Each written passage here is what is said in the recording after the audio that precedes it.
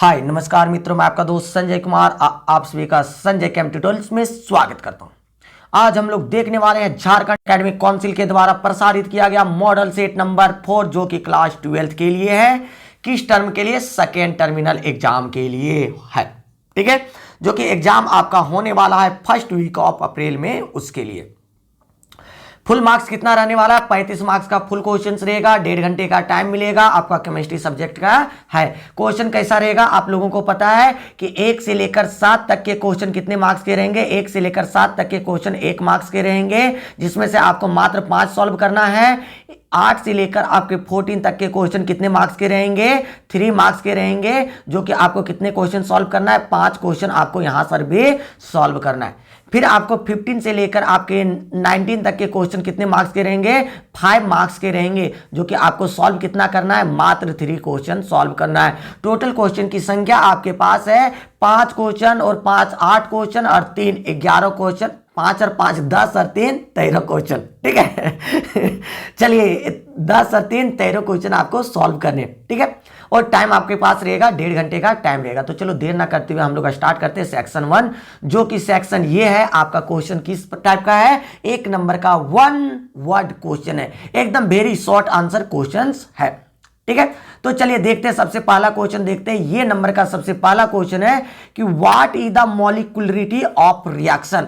किसी भी रिएक्शंस, जो भी आपका यहां पे रिएक्शंस दिया, उसका मॉलिक्यूलरिटी क्या होगा? तो मॉलिक्यूलरिटी देखने के लिए हम लोग को क्या करना होता है? ध्यान दीजिएगा बाबू। मॉलिक्यूलरिटी को देखने के लिए यहां पे देखिए, जो रिएक्टेंट मॉलिक्यूल दिया होगा ना, वो कितना मॉलिक्यूल दिया हुआ है? 2 मॉलिक्यूल, 3 मॉलिक्यूल, जितना मॉलिक्यूल दिया हुआ रहता है उसी को हम लोग क्या कहते हैं? मॉलिक्यूलरिटी ऑफ रिएक्शंस के नाम से हम लोग जानते हैं। जैसे अगर हम लोग चेक करें यहां पे, तो मॉलिक्यूलरिटी ऑफ रिएक्शन कितना हो जाएगा? तो मॉलिक्यूलरिटी ऑफ रिएक्शन देखिए यहां पे आपका कितना दिया है? 2 दिया है। कितना मॉलिक्यूल? HI कितना मॉलिक्यूल्स? 2 मॉलिक्यूल्स। तो इसका मॉलिक्यूलरिटी ऑफ रिएक्शन कितना हो जाएगा? 2 हो जाएगा। अगर यहां पे 5 रहता है कितना कर देते? 5 मॉलिक्यूल्स हो जाता है। तो जितना यहां पे रहेगा उतना मॉलिक्यूल्स, ये उतना मॉलिक्यूलरिटी और इसका हो जाएगा। तो हम लोग क्या लिखेंगे इसका आंसर? कि molecularity of reaction, molecularity is equal to 2। मतलब क्या लिखेंगे? Bimolecular reaction. ये रिएक्शन किस प्रकार का है? बाय मॉलिक्यूलर रिएक्शन है। नेक्स्ट वन, क्वेश्चन नंबर 2 को ध्यान दीजिएगा बाबू।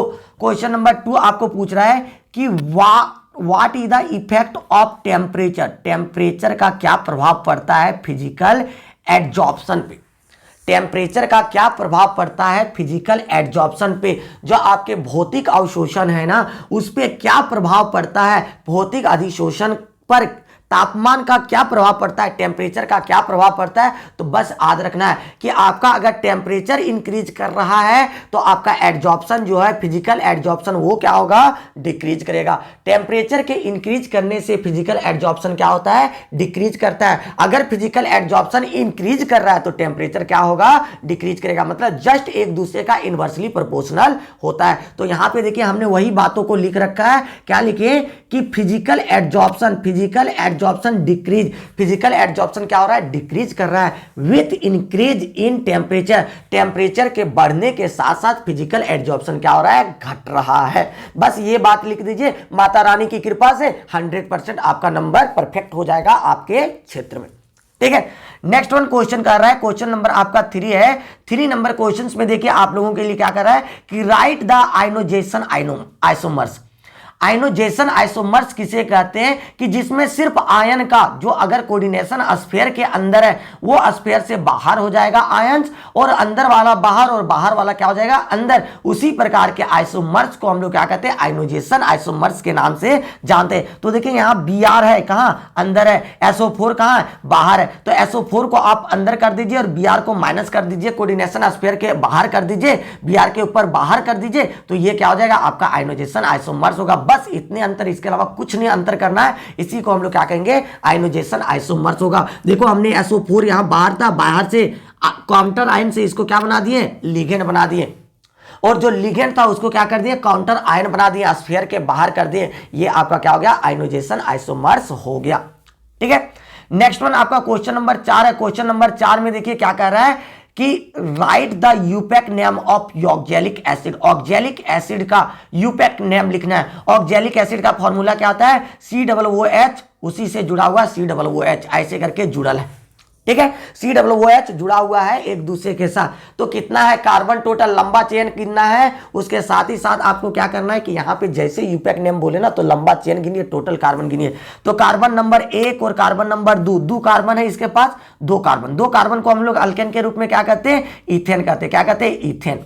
ठीक है। COOH 1 नंबर कार्बन पे, COOH कितने नंबर कार्बन पे, 2 नंबर पे, तो 1 2 पे है तो इसको क्या कहते हैं, डाई कहते हैं। और 2 जगह पे अगर ओइक एसिड, जैसे COOH का सेकेंडरी सफिक्स में जो है कार्बोक्सिलिक एसिड का लास्ट में जो नाम लिखने वाला है वो हम लोग क्या कहते हैं, ओइक एसिड लिखते हैं। क्या लिखते हैं, ओइक एसिड। तो क्या हो जाएगा, ethane 1,2 die oic acid, ethane 1,2 die oic acid. और इथेन का यहाँ पे देख लीजिएगा, ध्यान दीजिएगा बाबू, यहाँ पे क्या है कि इथेन का यहाँ पे ई है, क्यों, इसका पीछे रीजन क्या है, क्योंकि यहां से डी से स्टार्ट हो रहा है, यहां से डी से नहीं स्टार्ट होता, तो यहां का ये नहीं रहता है, इसलिए इसका नाम क्या हो गया, इथेन 1,2 डाइओइक एसिड। अगर ये इथेन 1,2 डाइओइक एसिड नहीं लिखे तो आप क्या लिख सकते हैं, ethane dioic acid, dioic acid, क्योंकि 1 और 2 पर ही रहेगा, इसके अलावा इसके पास तीसरा ऑप्शन ही नहीं है, तो ये भी लिख सकते हैं, या आप इथेन 1,2 डाइओइक एसिड भी लिख सकते हैं। दोनों आपका आंसर बिल्कुल 100% सही है।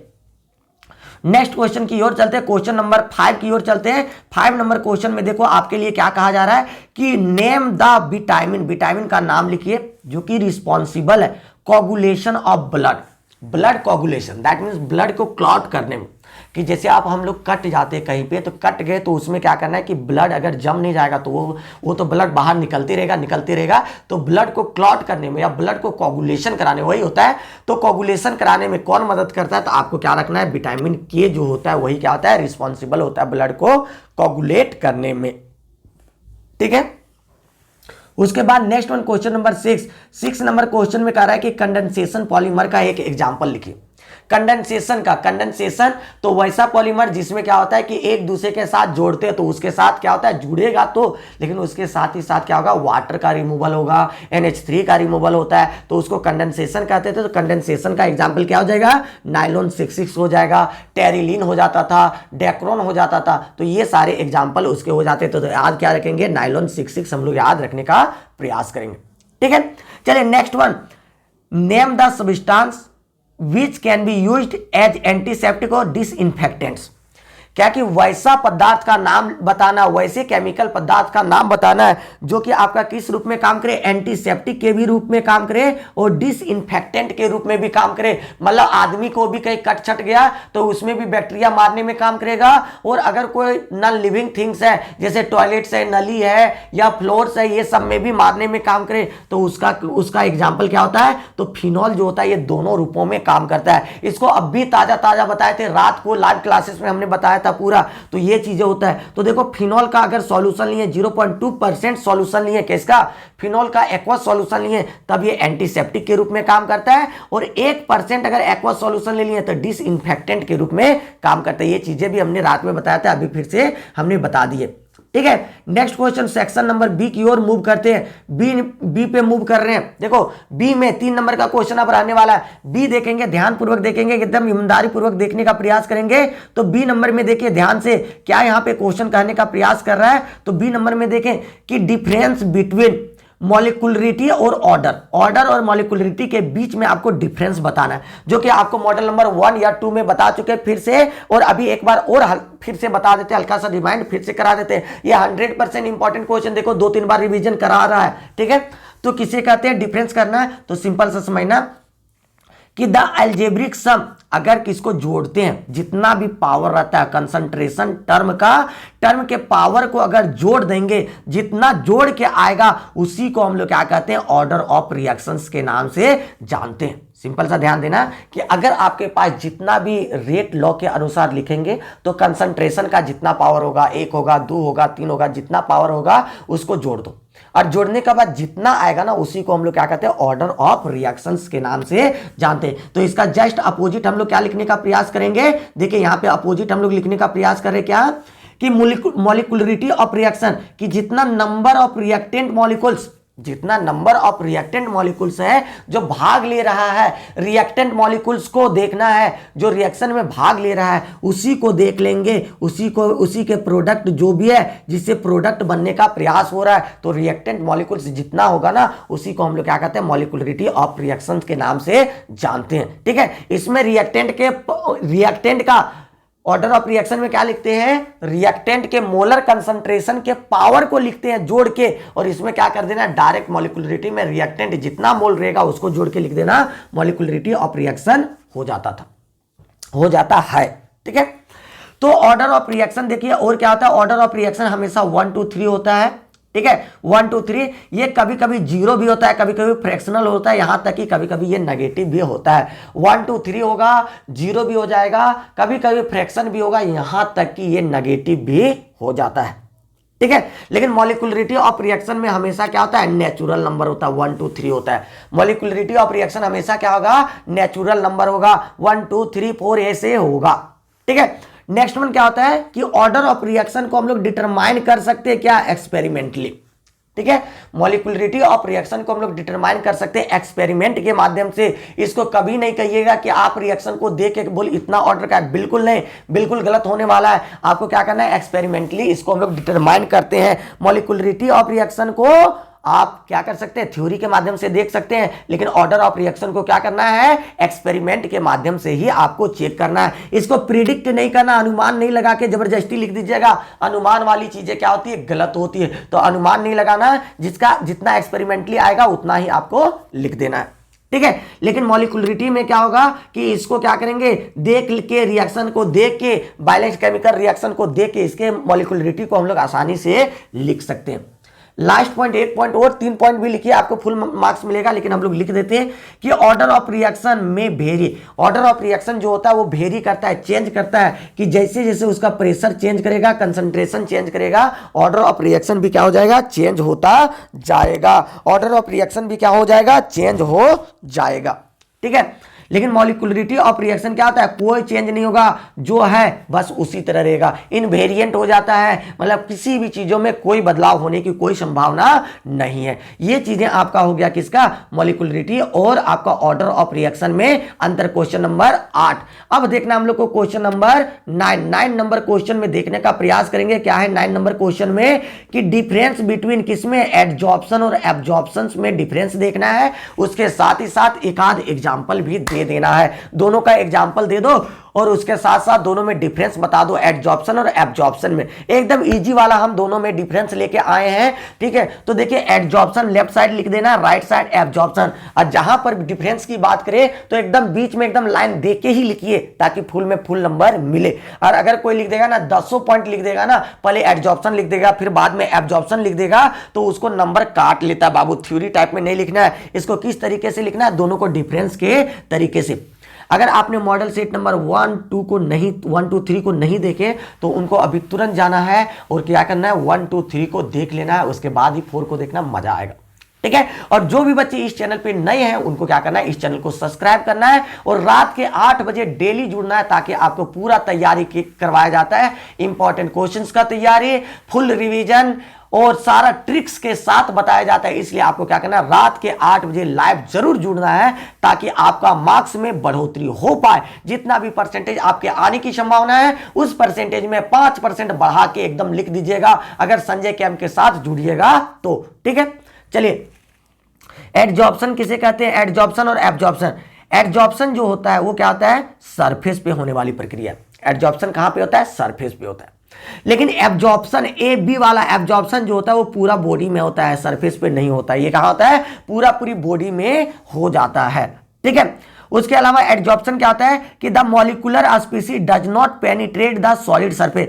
सॉलिड सरफेस पे आएगा ना तो ये सॉलिड सरफेस को एकदम छेद करते हुए अंदर नहीं घुस पाएगा, वो कहां रहेगा, सरफेस के ऊपर में रहेगा। ये अंदर होल करके नहीं घुस जाएगा, पेनिट्रेट करके घुसेगा नहीं, बाहरे रहेगा। ठीक है, लेकिन अगर एब्जॉर्प्शन ले लिए तो मॉलिक्यूलर स्पीसीज जो होता है वो एकदम छेद करके अंदर चला गया, तो ये क्या हो गया, आपका एब्जॉर्प्शन हो गया।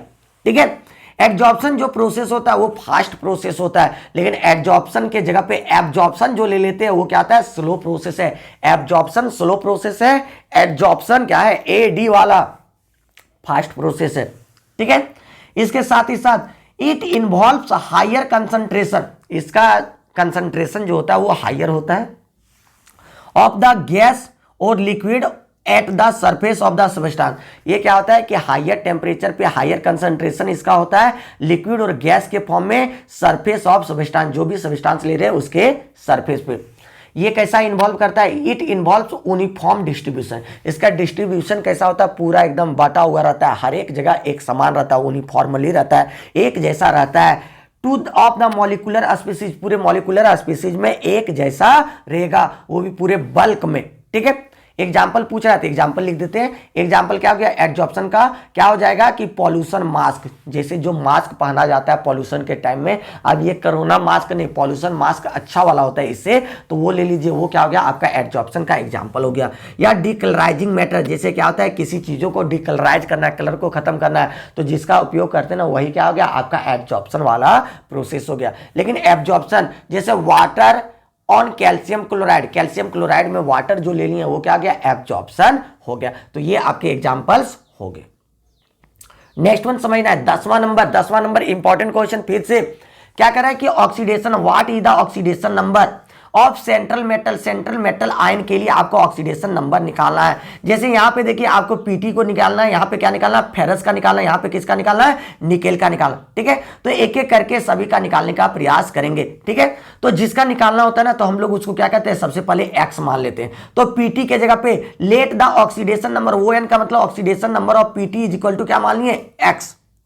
तो पीटी के जगह पे x, उसके बाद NH3 का कितना होता है 0, कितने बार 6 बार लिख दिए। Cl, एक Cl का क्या होता है -1, 4 गुना है, 4 गुना कर दिए, तो कितना होगा देखो यहाँ पे ध्यान दीजिएगा, एकदम क्या हो गया कि 0 को 6 से 0 हो गया, -1 को 4 से -4 हो गया, तो x -4 is equal to 0, therefore x से इधर राइट साइड आ जाएगा तो क्या हो जाएगा +4, मतलब क्या हो जाएगा इसका वैल्यू कितना हो जाएगा +4 हो गया, +4 हो गया, प्लेटिनम का ऑक्सीडेशन स्टेट +4 हो जाता है, ठीक है। नेक्स्ट क्वेश्चन, एफिसियन का होल 6, K3 एफिसियन का होल 6 जिसका बोला जा रहा है उसको हम लोग मान लेते हैं, तो Fe का निकालने के लिए बोल रहा है, तो Fe का ऑक्सीडेशन स्टेट क्या मान लिया हमने, let oxidation state of Fe is equal to x, ठीक है।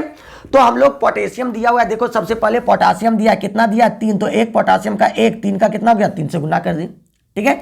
उसके अलावा फेरस का निकालना है, फेरस के जगह पे x लिख दिए। उसके अलावा CN का कितना होता है -1, कितने बार 6 गुना कर दिए, ठीक है। अब देखो यहां पे देखो तो ध्यानपूर्वक 1 गुना 3 हो गया, x है x लिख दिए, -1 गुना 6 -6 हो गया बराबर 0, 6 में 3 गया -3 बच गया, x बराबर क्या हो गया +3, तो आप क्या लिख सकते हैं Fe का ऑक्सीडेशन स्टेट क्या हो गया +3 हो गया। बहुत ही आसान तरीके से आप बता सकते हैं, ठीक है।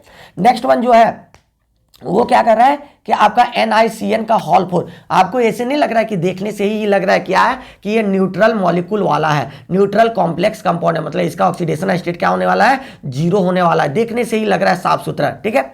लेकिन निकाल देते हैं, तो let oxidation state of nickel क्या मान लिए x मान लिए, तो निकेल के जगह पे क्या रख दिए x, और CO का कितना होता है 0, तो 0 गुने 4 बार है 0, तो 0 गुने 4 बराबर 0 हो जाएगा, देयरफॉर x बराबर कितना हो गया 0, ऑक्सीडेशन नंबर ऑफ निकेल बराबर क्या हो गया 0 हो गया। इस प्रकार से आप निकाल सकते हैं 3 क्वेश्चन का 3 नंबर आप बहुत ही आसान तरीके से ले सकते हैं माता रानी की कृपा से 100%।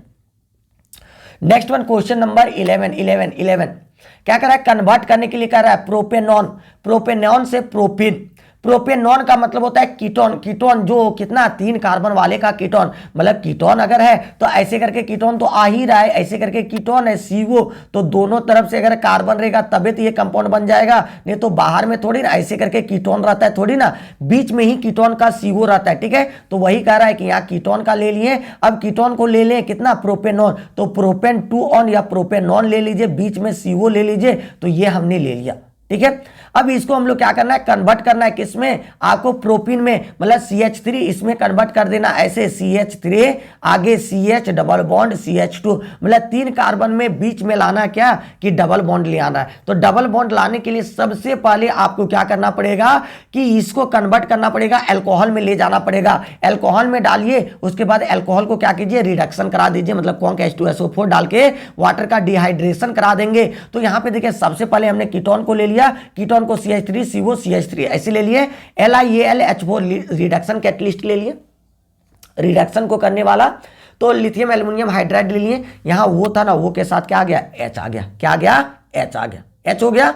अब यहाँ पे ऐसे एच लेके हम लोग चले थे, क्या लेके चले थे, एच को लेके चले थे, ठीक है। ऐसे करके एच नहीं लेते, कैसे लेते, ऐसे करके एच लेते, ठीक है, लेके चले थे। अब देखिए आपका क्या बन गया, प्रोपेन 2 ऑल बन गया, प्रोपेन यहाँ पे क्या हो गया, ओ एच आ गया, प्रोपेन 2 ऑल बन गया। अब यहाँ से देखिए इसको दोनों तरीके से, यहाँ से ओ एच निकलेगा, इधर से एच निकाल सकते हैं या इधर से निकाल सकते हैं, जिधर से इच्छा तो कोई एक साइड से निकालेंगे, चलो हमने इधर से ही निकाला, तो इधर से एच निकाल देंगे, यहाँ से इधर से ओ एच, तो क्या निकल जाएगा, आपका वाटर रिमूव हो जाएगा, क्या निकल जाएगा, वाटर रिमूव हो जाएगा। तो क्या बच जाएगा, तो यहाँ पे इधर CH3 का CH3, यहाँ पे ओ एच तो उड़ गया, तो यहाँ क्या बच गया, CH आ गया। यहाँ पे देखो इधर 3 गो था, मतलब हाइड्रोजन 3 था, तो एक निकाल दिया, क्या बच गया, CH2। तो यहाँ पे एक दूसरे के बीच देखो कार्बन एक बॉन्ड 2 बॉन्ड बना रहा था, एक इधर से 3, तो यहाँ पे क्या आ जाएगा, डबल बॉन्ड हो गया, तो क्या हो गया, प्रोपीन। ये क्या हो गया, propene, carbon carbon double bond वाला बना दिया, प्रोपीन। प्रोप 1 इन भी लिख सकते हैं या इसका प्रोपेन लिख सकते हैं। इस प्रकार से आपका एक कन्वर्शन हो गया। दूसरा देखो इथेन, इथेनॉल, इथेनॉल से 3 हाइड्रोक्सी ब्यूटेनॉल में कन्वर्ट करना है, ठीक है। देखिए इथेनॉल को ले लिए, इथेनॉल मतलब CH3 CH2 OH ऐसे करके लेना, इसी का नाम है इथेनॉल, ठीक है। इसको आपको 3 हाइड्रोक्सी मतलब 3 नंबर पे आपको OH ले आना है, 3 पे हाइड्रोक्सी ले आना है। उसके साथ ही साथ आपको क्या करना है, क्या करना है, क्या करना है, ध्यान दीजिए कि क्या करना है कि तीसरे नंबर पे OH ले आना है, और उसके अलावा लास्ट वाले पे एल्डिहाइड लाना है, लास्ट वाले पे क्या लाना है, एल्डिहाइड लाना है। तो सबसे पहले इसको क्या कीजिए कि अगर आपके पास इथेनॉल है ना, इथेनॉल से इथेनॉल में कन्वर्ट कर दीजिए, एल्डिहाइड में कन्वर्ट कर दीजिए। एल्डिहाइड में 2 कार्बन का था, 2 कार्बन का कर दिए, ठीक है। लेकिन 2 कार्बन का रहता है, 2 कार्बन में कन्वर्ट करते हैं तो एक हम लोग का रिएक्शन होता है, एल्डोल कंडेंसेशन रिएक्शन होता है। वो कैसे होता है कि एल्डिहाइड है ना, तो 2 मोल ले लेंगे CH3CO और यहाँ पे H, इसी को एक और मोल ले लिए HCH2 और ऐसे करके CO, और इधर क्या ले लिए, H ले लिए, ठीक है। ये वाला H क्या होता है, यहां पे ट्रांसफर कर जाता है, तो वो से OH में कन्वर्ट हो जाता है, तो देखो वो से OH में कन्वर्ट हो गया, और यहाँ पे ये क्या हो गया, HCH हो गया, ठीक है। यहाँ पे CH2 है तो CH2 हो गया, लास्ट में क्या ये, तो ये 2 मॉलिक्यूल्स आपस में मिलके क्या बना देता है, 3 हाइड्रोक्सी ब्यूटेनॉल बना देता है, किसके कारण, एल्डोल कंडेंसेशन। लेकिन यहाँ पे कितना मॉलिक्यूल्स लेके चलते इथेनॉल का, 2, लेकिन लिखना नहीं होता है कि 2 गुना लिया, ऐसे आप लिख सकते हैं, क्योंकि कन्वर्सन में हम लोग कभी नहीं 2 गुना 3 गुना कभी नहीं करते हैं। तो ये आपका फॉर्मेशन हो गया, 3 हाइड्रोक्सी ब्यूटेनॉल का फॉर्मेशन हो गया। नेक्स्ट वन समझते हैं, हल्का सा पानी पी लेते ना।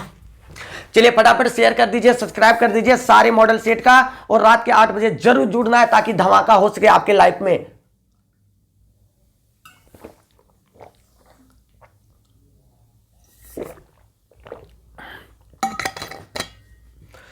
नेक्स्ट वन आगे समझते हैं। क्वेश्चन नंबर 12 में क्या कर रहा है, देखिए ध्यान दीजिएगा। What are the hydrolysis of, hydrolysis product, कि वाटर में इसको डिजॉल्व करेंगे तो ये क्या क्या बना देगा, जैसे सुक्रोज क्या बनाएगा, लैक्टोज क्या बनाएगा, माल्टोज क्या बनाएगा। एक एक नंबर का है तो ज्यादा लंबा लंबा बिल्कुल नहीं लगाना है, 3 को क्वेश्चन दिया 3 नंबर में।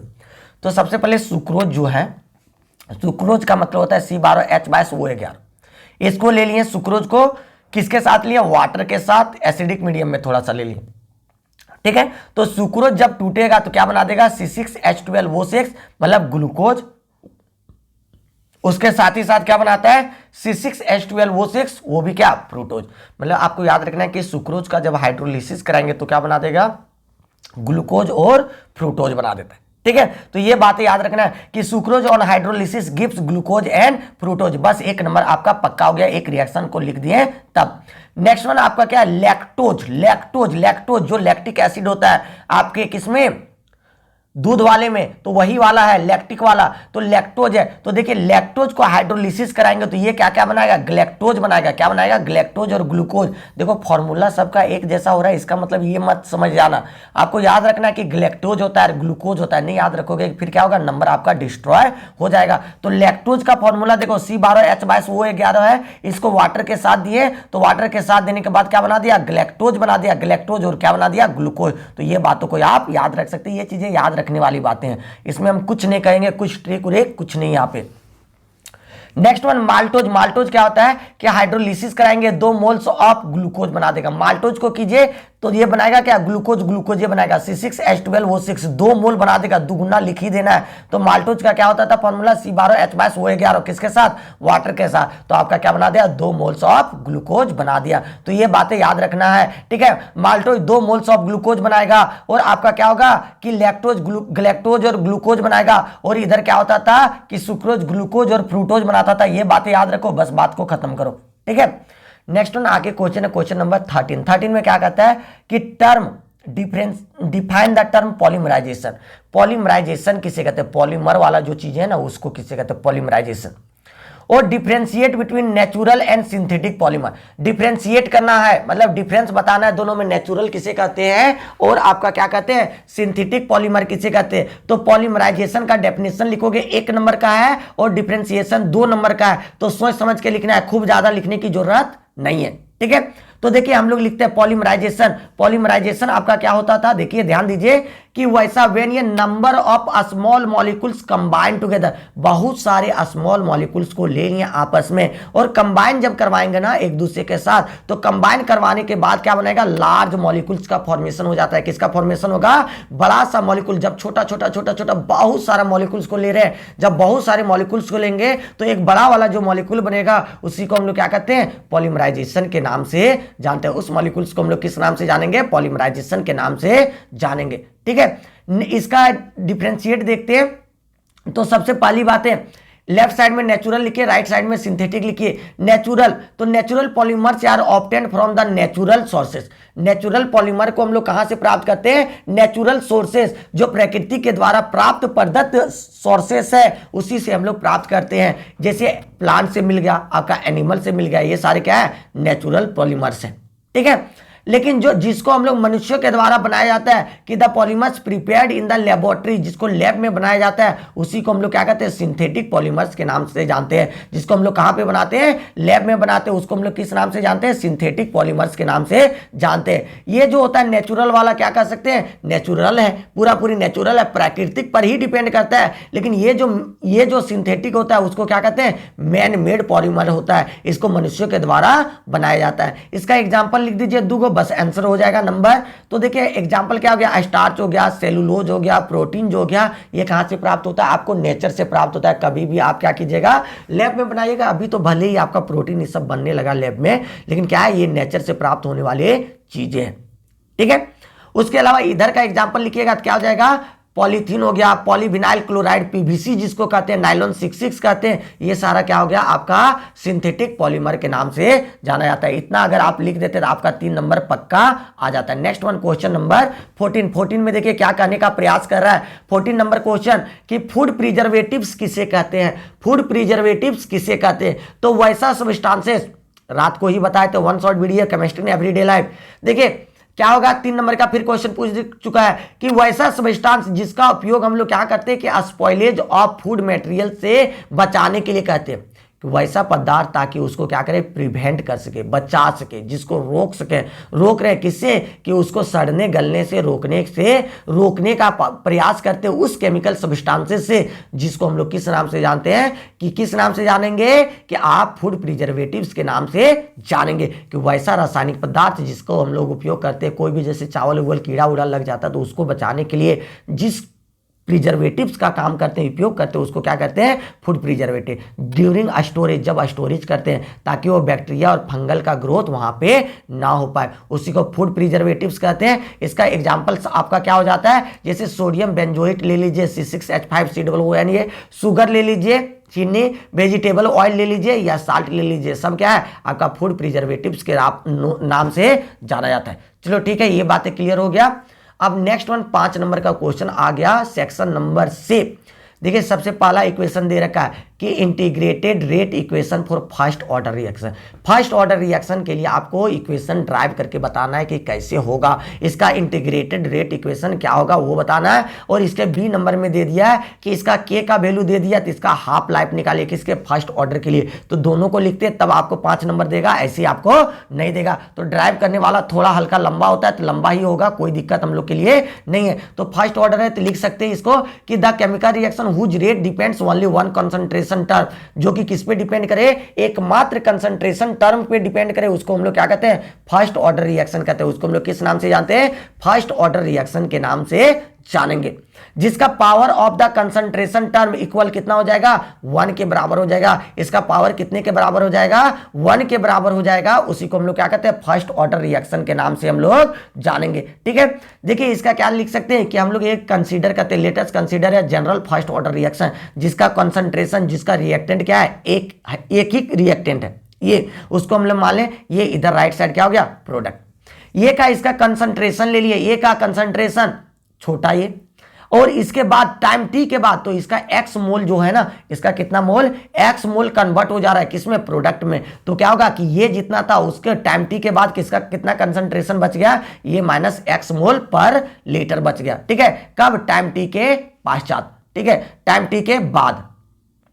अब आगे देखना है कि यही बातें लिख दी, let the above reaction started with ये मोल पर लीटर, ये मोल पर लीटर से उसको स्टार्ट किए थे, लेकिन स्टार्ट करने के बाद क्या हुआ कि टाइम इसका एक्स मोल जो था, इसका कितना मोल था, एक्स मोल जो था वो एक्स मोल क्या हो गया, कन्वर्ट हो गया किसमें, प्रोडक्ट में कन्वर्ट हो गया, किसमें, प्रोडक्ट में। टाइम टी के साथ ये प्रोडक्ट में कन्वर्ट हो गया है। ठीक है, जब प्रोडक्ट में कन्वर्ट हो जाएगा तो कितना हो गया, इसका बच गया कितना, टाइम टी के साथ, तो ये माइनस एक्स मोल, तो ये का कंसंट्रेशन टाइम टी पे, एट टाइम टी, तो यहां पे लिख सकते हैं आप at time T, time T पे। तो इसका ये का कंसंट्रेशन कितना लिख दें, ये माइनस एक्स मोल पर लीटर, तो इसका रेट लिख सकते हैं ना, तो रेट बराबर क्या होता है, तो रेट क्या लिखते हैं, माइनस डी है, जिसका कंसंट्रेशन है उसका, तो लेफ्ट साइड वाले का माइनस लिखते हैं, राइट साइड वाले का प्लस लिखते हैं, तो माइनस डी ए बटा डी टी बराबर directly proportional to molar concentration of ये, कितना पावर, इसका एक, क्योंकि मोलर कंसंट्रेशन जो रिएक्टेंट है वो एक ही रिएक्टेंट है, एक लिख दिए। ये का वैल्यू हमने कितना लिख रखा, देखो ये माइनस एक्स, ये माइनस एक लिख दिए, माइनस में है तो माइनस में रहने दिया डी टी, और के वन इसको डायरेक्टली को हटा दिए तो क्या हो गया, के वन हो गया, और ये के जगह पे क्या हो गया, ये माइनस एक्स। इसको सॉल्व करेंगे, डी को अंदर से ये से गुना होगा, डी ए हो जाएगा बटा डी टी, माइनस था माइनस हो गया, माइनस अंदर गुना होगा तो माइनस माइनस क्या हो जाएगा, प्लस डी एक्स बटा डी टी, ये हो गया अंदर, देखो के वन ए माइनस एक्स, यहां तक कोई दिक्कत नहीं। ये आपका कांस्टेंट है, कांस्टेंट का वैल्यू कितना हो जाता है, डी मतलब जीरो हो जाएगा, डी एक्स बटा डी टी, डी एक्स बटा डी टी, के वन ए माइनस एक्स रहने दिए, डी एक्स बटा डी टी रहने दिए, जीरो को हट गया तो के वन ए माइनस एक्स, इसको इक्वेशन 1 मान लिए। के वन क्या है, वेलोसिटी कांस्टेंट है या रेट कांस्टेंट, किसके लिए, फर्स्ट ऑर्डर रिएक्शंस के लिए है। अब इस इक्वेशन को हम लोग क्या करते हैं कि अकेला करना चाहते हैं, टी को उधर ले जाना चाहेंगे, ये डी टी को उधर ले जाना चाहेंगे, और ये एक्स को इधर लाना चाहेंगे, तो इसको rearranging the end integrating the equation first, equation first को पहले रीअरेंज करेंगे, उसके बाद क्या करेंगे, इंटीग्रेट करेंगे विद इन प्रॉपर लिमिट में, प्रॉपर लिमिट में, तब हम लोग का क्या हो जाएगा, तो यहां पे देखिए ये माइनस एक्स को उठा के इधर पटकेंगे, ये माइनस एक्स इधर आ गया, डी एक्स ऊपर में था, और के वन है, के वन रहने दिए, डी टी यहां पे नीचे था तो उधर चल गया, तो ऊपर चल गया, क्रॉस मल्टीप्लाई इधर, तो हम लोग इंटीग्रेशन करते हैं जीरो से लेकर एक्स तक, इधर क्या जीरो से लेकर टी तक, टाइम है तो एक साथ हो गया, तो इसका इंटीग्रेशन का फॉर्मूला क्या हो जाता है, तो 1/-1, ठीक है, एल एन इंटीग्रेशन, और जो भी नीचे जो है वही हो जाता है, ए माइनस एक्स कर दिए, कहा इंटीग्रेशन हो गया जीरो से एक्स तक, के वन डी टी का इंटीग्रेशन क्या हो गया, डी टी का टी हो गया, जीरो से लेकर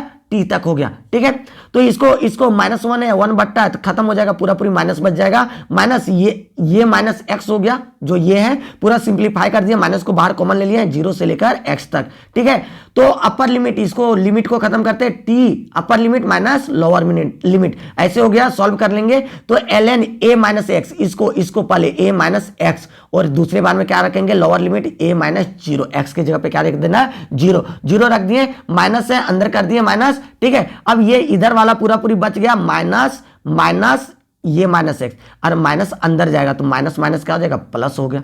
ठीक है, और ये जीरो हो गया तो ln क्या बच गया, ये बच गया, और इधर क्या बच गया, k1 t, क्या बच गया, k1 t। अब ln माइनस में ये minus x, ln minus ln ये माइनस एक्स है, और ln ये, तो ln मतलब लॉग का शॉर्ट फॉर्म वाला है फॉर्मूला, तो लॉग ये बटा ये माइनस एक्स, क्योंकि माइनस वाला जो भाग रहता है वो नीचे चल जाता है, k1 t हो गया। ठीक है। अब इसको लिख सकते हैं, इसको शॉर्ट फॉर्म में लिखेंगे, सही करके प्रयास करेंगे। तो ये देखिए यहाँ पे क्या हो गया, ln को log में कन्वर्ट करने के लिए 2.303 से गुना कर देंगे। तो 2.303 log ऑफ ये बटा ये माइनस एक्स, ये क्या था आपका इनिशियल कंसंट्रेशन ऑफ ये, और ये माइनस एक्स क्या था कि आपका कंसंट्रेशन एट टाइम टी, ये का कंसंट्रेशन कब, जब टाइम टी हो जाए तब।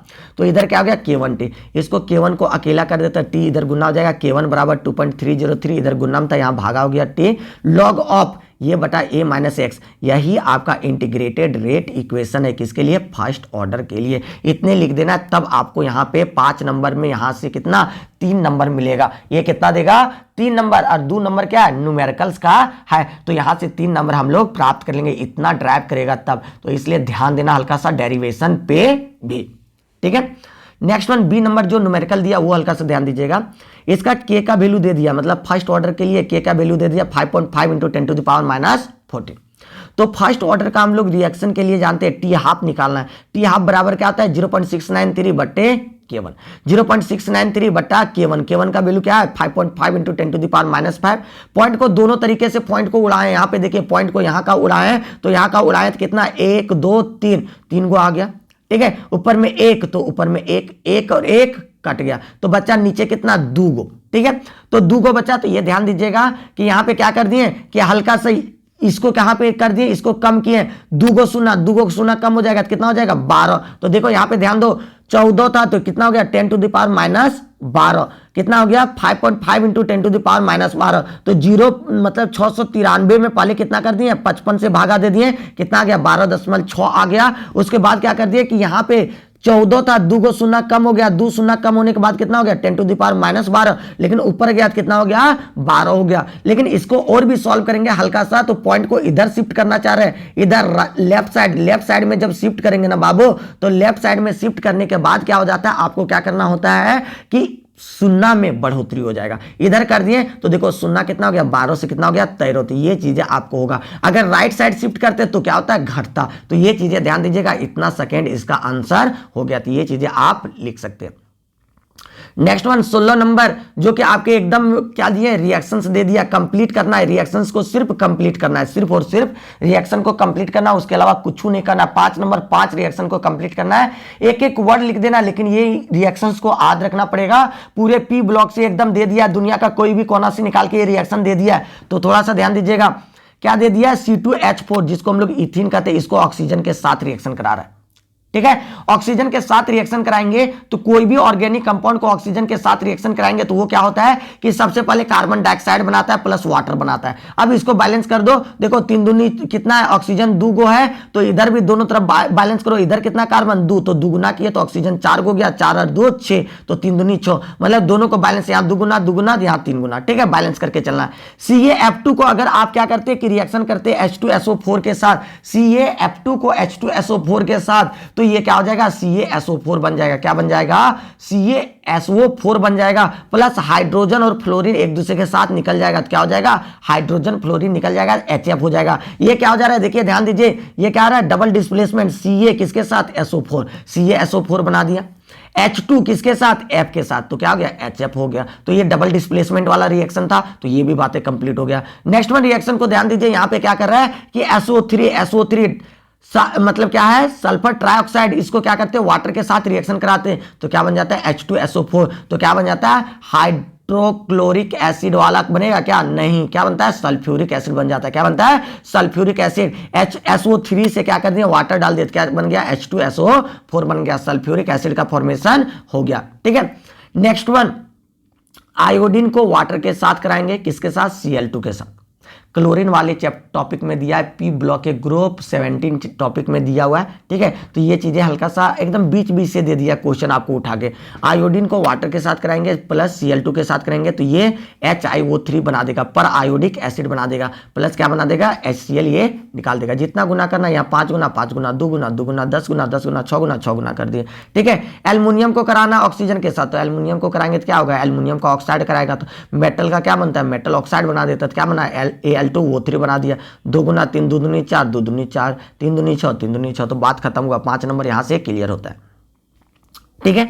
अब समझना क्या कर रहा है कि कार्बाइल एमीन रिएक्शन कर रहा है कार्बाइल एमीन, ये कार्बाइल एमीन डबल हो रहा है। दूसरे बार फिर से पूछा जा रहा है कार्बाइल एमीन, आपके एक और मॉडल सेट में पूछ चुका है 1 2 3 के अंदर, फिर स्टीफन्स पूछ रहा है, फिर सल्फोनेशन पूछ रहा है। ये तीनों रिएक्शंस को लिखिए और आप 5 नंबर की प्राप्ति करने के लिए लायक बन जाइए। तो सबसे पहले क्या होता है कि कार्बाइल एमीन जो रिएक्शन होता है वो किसके साथ होता है कि सिंपल से समझना कि प्राइमरी एमीन को लेंगे, इसके साथ किसको ले लेंगे, प्राइमरी एमीन को ले लेंगे, लेकिन किसके साथ, क्लोरोफॉर्म CHCl3 के साथ, किसके साथ, क्लोरोफॉर्म के साथ ले लेंगे, क्लोरोफॉर्म के साथ लेंगे इन द पर, और क्या ले लेंगे, KOH ले लेंगे, इसको हीट करा देंगे, क्या करा देंगे, हीट करा देंगे। जब हीट कराएंगे ना बाबू तो ये क्या करेगा, आइसोसाइनाइड बना देता है, क्या बना देता है, आइसोसाइनाइड बना देगा, RNC बना देगा, और ये क्या बना देगा, KCl निकाल देगा और वाटर भी निकाल देगा। तो इसी रिएक्शंस को हम लोग क्या कहते हैं, कार्बाइल एमीन रिएक्शन के नाम से जानते हैं। बातें समझना एकदम ध्यानपूर्वक,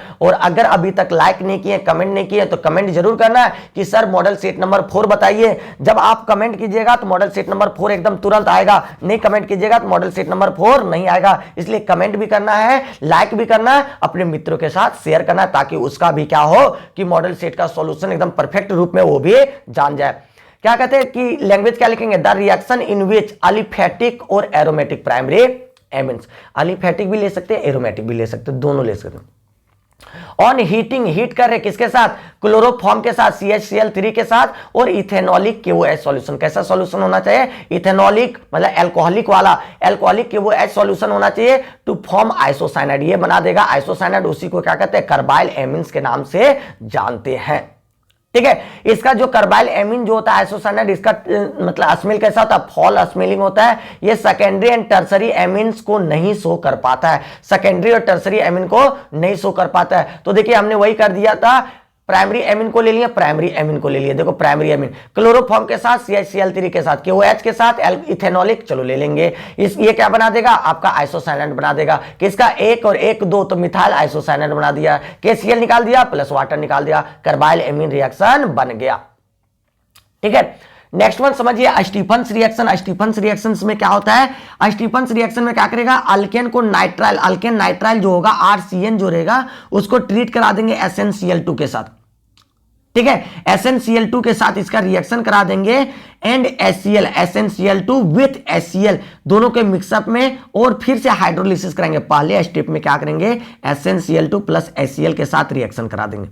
ठीक है, तो ये क्या करेगा कि सबसे पहले इमिन बना देगा, क्या बनाएगा, इमिन बना देगा, CH डबल बॉन्ड NH बना देगा। इसके बाद फिर से अगर हाइड्रोलिसिस करा देंगे एसिडिक मीडियम में तो क्या कर देगा कि ये क्या बना देगा, आपका एल्डिहाइड का फॉर्मेशन कर देगा। देखो RCN क्या ले लिए, नाइट्राइल ले लिए, इसको SnCl2 प्लस HCl के साथ तो क्या बना दिया, इमिन बना दिया, RCH डबल बॉन्ड NH बना दिया। ठीक है, इसको फिर से हाइड्रोलिसिस करा दिए तो यहां से N पूरा निकल गया, किसके साथ, हाइड्रोजन के साथ, NH3 निकल गया, बन क्या एल्डिहाइड बन गया। तो इसको डायरेक्ट लिख सकते हैं RCN SnCl2 प्लस HCl, तो क्या बना दिया, इमिन बना दिया, हाइड्रोलिसिस करा दिया, एल्डिहाइड बना दिया, बात खत्म हो गया।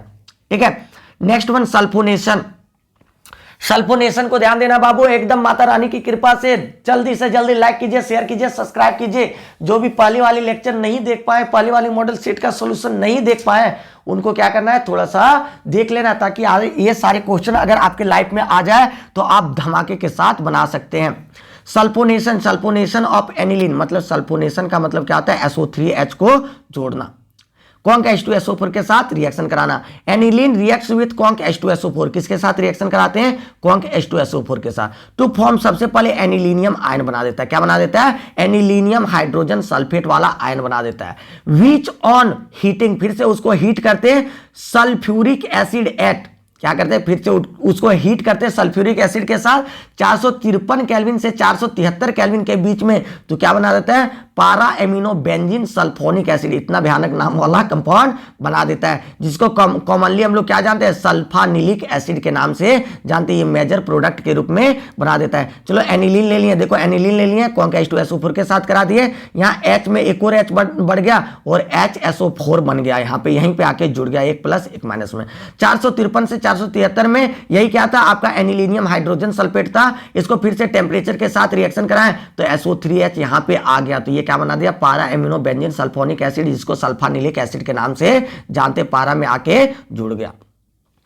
देखो 18 नंबर क्वेश्चन एकदम फोटोकॉपी एनसीईआरटी दे दिया है, एल्डिहाइड कीटोन कार्बोक्सिलिक एसिड का, और वो भी कार्बोक्सिलिक एसिड का है, तो पक्का पक्की एकदम ध्यान देना। ठीक है, तो देखिए यहाँ पे देखिए ये क्या दे दिया है आपको, यहाँ पे देख लीजिएगा, एकदम ध्यानपूर्वक देखिएगा बाबू। ठीक है, तो देखिए ये क्या है कि आपको इस प्रकार का कंपाउंड दे दिया है। देखो यहाँ पे बेंजीन में एक कार्बन 2 कार्बन वाला दे दिया। ठीक है, जब इसको कराएंगे रिएक्शन किसके साथ, KMnO4 के साथ, किसके साथ, KMnO4 और KOH के साथ, तो ये क्या होता है कि ये पूरी ना ऐसे करके कन्वर्ट होने लगता है, ऐसे करके। देखो तो ध्यानपूर्वक यहाँ पे देखो तो ऐसे करके कन्वर्ट हो जाता है, यहाँ पे COO आ जाता है। ठीक है, यहाँ पे H है, यहाँ पे K है, यहाँ पे K, तो ये क्या हो गया, K बना दिया। मतलब सोडियम क्या कर सकते हैं, बेंजोएट जैसे कहते थे ना, तो यहाँ पे क्या बना दिया, पोटासियम बेंजोएट। लेकिन अगर इसी को थोड़ा सा एक स्टेप और देता ना, क्या कहता है कि हाइड्रोलिसिस करा दीजिए, क्या कहता है हाइड्रोलिसिस करा दीजिए, तो आप क्या कर देते, यहाँ पे COO K के जगह पे क्या कर देते, H कर देते। लेकिन आपको उतना नहीं दिया, आधा ही रिएक्शन दिया, तो हमने क्या कर दिया, COO K में ही इसका प्रोडक्ट को बना के हमने छोड़ दिया, तो इसका प्रोडक्ट ये बन जाएगा। ठीक है, नेक्स्ट वन क्वेश्चन देखिए, आपका बेंजीन में थैलिक एसिड है, थैलिक एसिड बेंजीन में 2 जगह पे COOH है, SOCl2 जोड़ना है 2 बार, तो ये रिएक्शन आपके चैप्टर नंबर मतलब मॉडल सेट नंबर 1 में भी था।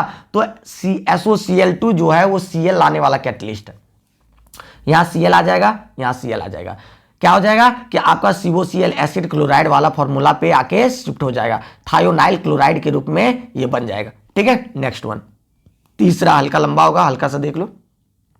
तीसरा दिया है, ये आपको दिया हुआ है, बेंजीन दिया है, एक जगह CHO दिया है, एक जगह पे क्या दे दिया, COOH, एंड ये CN जैसे इसके ऊपर रिएक्ट कराएंगे तो ये क्या करता है, ध्यान दीजिएगा हल्का सा, ये वाला जो है ना ऐसे करके यहाँ पे COO और ऐसे करके आपका क्या दे दिया, H एल्डिहाइड वाला, तो ये CN यहाँ पे आके अटैक कर जाता है, कहाँ पे CN यहाँ पे अटैक कर जाता है। ठीक है, और ये एसिडिक मीडियम में दे दिया तो यहाँ पे अटैक करेगा, तो ये तो बॉन्ड में भागेगा, तो ये ऐसे करके सबसे पहले बनाएगा। देखो यहाँ पे ऐसे करके C, यहाँ पे O और यहाँ पे CN आ गया, और इधर क्या हो गया, H हो गया, तो ये क्या हो गया आपका यहाँ पे देखिए माइनस के रूप में।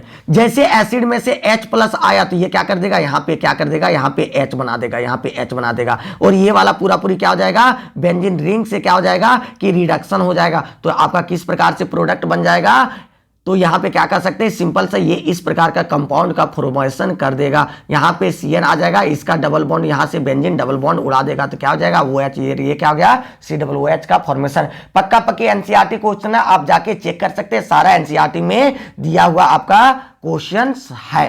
ठीक है, चलिए नेक्स्ट वन तीसरा देख लिया, अब चौथा देखते हैं। देखो CONH2 दिया हुआ है, क्या दिया, CONH2, हाइड्रोलिसिस कराएंगे डायरेक्टली COOH कन्वर्ट हो जाएगा, क्या हो जाएगा, COOH में कन्वर्ट हो जाएगा। ये सारी रिएक्शन है आपको याद रखने टाइप में रिएक्शन है बाबू, ऐसा कुछ रिएक्शन है भी नहीं। ठीक है, ये क्या बना दिया, NH3 बना दिया, गोली मारो। फिर COOH है, इसको क्या कर दिया, मतलब कौन का HNO3 और कौन का H2SO4 के साथ मतलब नाइट्रेशन रिएक्शन कराएंगे, तो नाइट्रेशन क्या करता है, NO2 आके जुड़ जाता है, कहां पे ऑर्थो मेटा पारा, तो ये क्या है, मेटा पे जाके जुड़ेगा, मेटा डायरेक्टिंग ग्रुप रहेगा, तो ये कहां पे जुड़ेगा, NO2 मेटा पे, और ये क्या बना देगा, वाटर बना देगा। तो इस प्रकार से ये क्या होता है, रिएक्शंस आपका क्लियर होता है।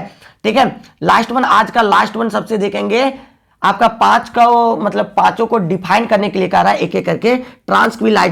ट्रांसक्विलाइजर्स का मतलब क्या होता है कि वैसा केमिकल सब्सटेंस है जो मेमोरी लॉस या जो भी आपकी समस्याएं हैं, स्ट्रेस है, एंजाइटी है या मेंटल डिजीज है, वो सारी चीजों को खत्म करने का जो काम करता है उसी को हम लोग क्या कहते हैं, ट्रांसक्विलाइजर्स के नाम से जानेंगे। The chemical substances which are used to remove the stress, anxiety and mental disease को खत्म करता है, उसी को हम लोग क्या कहते हैं, ट्रांसक्विलाइजर्स के नाम से जानते हैं। जैसे एग्जाम्पल जरूर लिखना है, एक्वानिल हो गया, डाइजेपम हो गया, ये सारा क्या हो गया, इसका एग्जाम्पल हो जाता है। ठीक है, next one anti fertility drugs. Anti fertility drugs मतलब क्या है कि गर्भ से बचाने के लिए, प्रेग्नेंट को होने से बचाने के लिए जो दवा का उपयोग करते हैं उसी को हम लोग क्या कहते हैं, एंटी फर्टिलिटी का नाम से जानते हैं, एंटी फर्टिलिटी ड्रग्स के नाम से जानते हैं। जैसे आपका क्या हो जाता है, नॉर्थिनड्रोन, क्या हो गया, नोवेस्ट्रोल, ये सारे क्या एंटी फर्टिलिटी ड्रग्स के नाम से जाने जाते हैं। तो यहां पे लिखेंगे क्या डेफिनेशन कि the chemical substance which are used to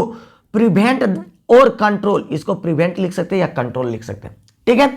unwanted pregnancy, मतलब आप अगर नहीं चाहते कि प्रेगनेंसी रहे, बच्चा को मतलब गर्भ में बच्चा रहे, तो इसके लिए ये मेडिसिन का उपयोग करता है। उसी को हम लोग क्या कहते हैं, एंटी फर्टिलिटी ड्रग्स के नाम से जानते हैं। एग्जाम्पल को याद रखना, नॉर्थेंड्रॉन और नोवेस्ट्रॉल को याद रखना।